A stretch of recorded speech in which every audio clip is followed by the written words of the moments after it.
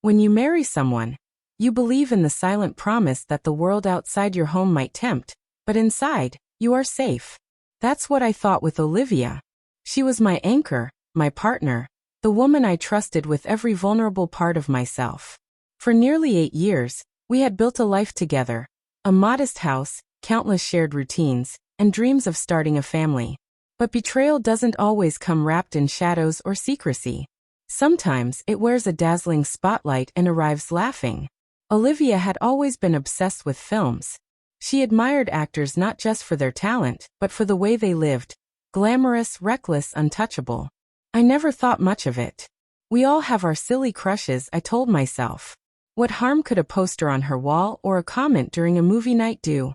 The first crack appeared when she began winning backstage passes through a friend who worked in media. At first, I was happy for her. She was glowing, excited, like a kid meeting their heroes. But soon, her phone buzzed at odd hours.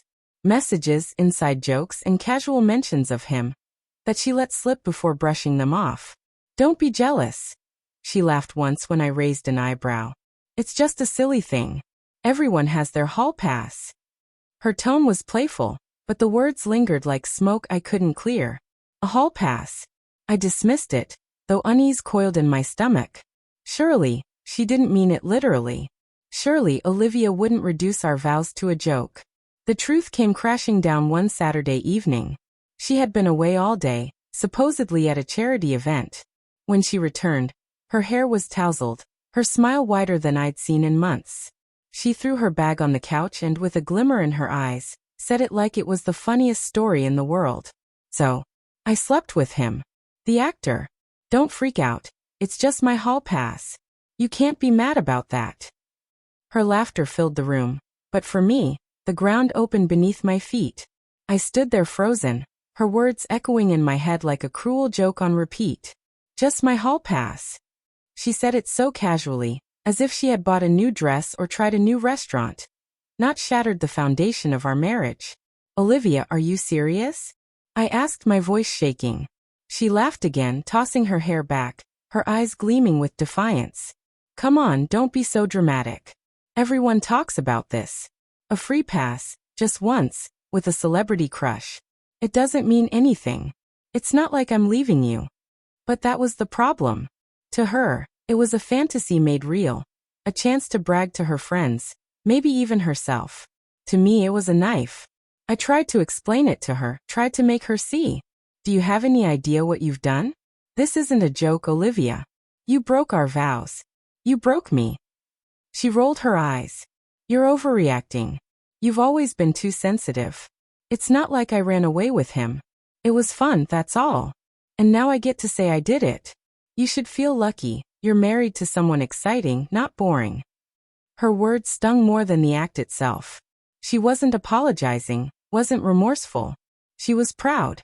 She wore her betrayal like a badge, proof that she had touched fame, even for a moment. That night, I couldn't sleep. I lay awake staring at the ceiling, my mind racing. The woman beside me wasn't my partner anymore. She was a stranger who mocked my love, who reduced me to an accessory in her story of adventure. The next morning, the gossip started. Friends texted me with jokes about Olivia's big night. Somehow, she had told them too, framing it as if I had no right to complain. She controlled the narrative. Fun, daring Olivia, living a fantasy while her uptight husband sulked in the background. I realized then that this wasn't just betrayal of the body. It was betrayal of the soul. She had taken something sacred, twisted it, and laughed in my face while the world clapped for her. And something inside me broke. The following days were a blur of humiliation and hollow conversations. Olivia acted as if nothing had changed. She hummed while making coffee, scrolled through her phone with a smirk, and even teased me for being so moody. Every time I looked at her, I wondered if she could even see the wreckage she had left behind, or if she simply didn't care. I tried one last time to reach her, to peel back the arrogance and find the woman I once loved. Olivia, do you even understand what you've done to us? To me. I asked quietly one night, my hands trembling. She sighed, as though she was tired of the subject. You're blowing this out of proportion. It was one night. He's famous. Do you think women get chances like that every day? It was harmless fun. If you loved me, you'd let it go. Her words sealed it. Not only did she betray me, she expected me to celebrate her for it. So I did the only thing left. I walked away. I packed a bag, left my wedding ring on the kitchen counter, and closed the door behind me. No screaming, no dramatic scene, just silence. Because sometimes silence is louder than anything else. Weeks turned into months, and though the pain lingered, clarity began to take its place. I realized Olivia didn't want a partner. She wanted an audience. She wasn't looking for love. She was chasing applause, validation from the glitter of fame. And I had been nothing more than the stage she performed on. The hardest part wasn't losing her. It was losing the version of myself that believed love was enough to keep someone grounded. I had to rebuild, piece by piece, a life without her laughter echoing like mockery in my ears. And as for Olivia, I heard the actor moved on without a thought, leaving her with nothing but a story to tell at parties. A story she laughed about, while I carried the scars she left. But scars heal.